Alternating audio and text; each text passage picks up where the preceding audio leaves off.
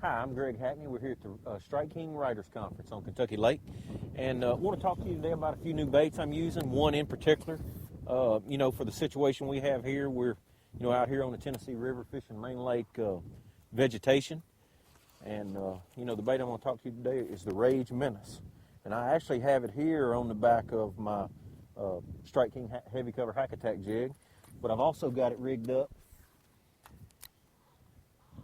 by itself on a 3/4 ounce Strike King tungsten weight, and that's a 5/0 hack attack heavy cover flipping hook. And it's just a real versatile lure. It's got a great swimming action. It has the Rage flange on the tail, which really causes it to swim through the water. And what I like on the jig, it's probably not quite as an aggressive bait as say the Rage Crawl. And we're here today. It's right after a cold front. And I like a bait that, it's a little more subtler, after a front like this. When those fish are really aggressive, the Rage Crawl by far is #1 choice on the back of my jig. But in a situation like this, we got high skies, big front just passed. And it just seems like if you downsize just slightly, you can get a few bites. And that's grass fishing. That's what it's all about. And that's another thing I find, how those fish look. Them grass fish typically are as, tall as they are long.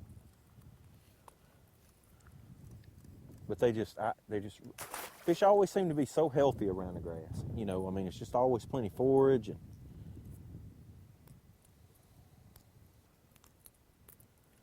as you can tell, I'm a big fan of grass, and always have been. And really, I guess maybe my favorite reason to fish like this is a great way to catch better than average fish, too. A big jig in that grass will produce at times, as good as it gets.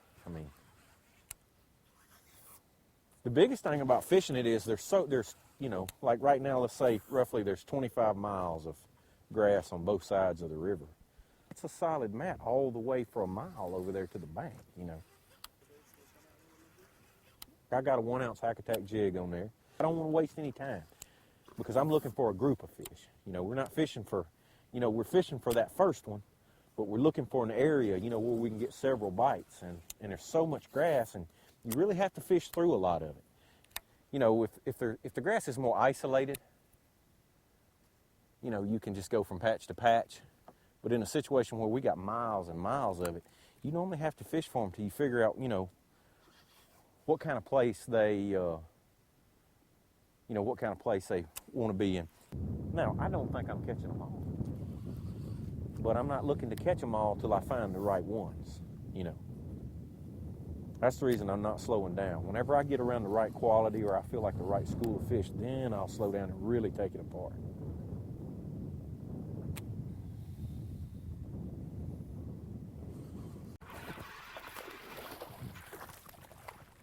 Get away from me.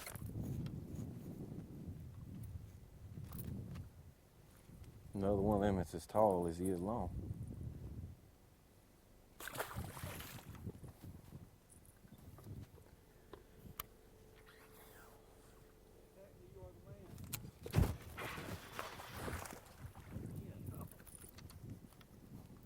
That's a limit hat.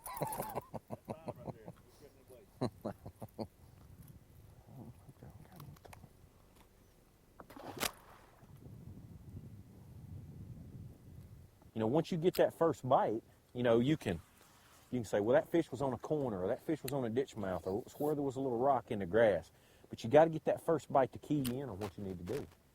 And with so much of it and such a, a limited amount of time, I like a bait where I'm real efficient. I can cover a lot of water, get it in and out, in and out,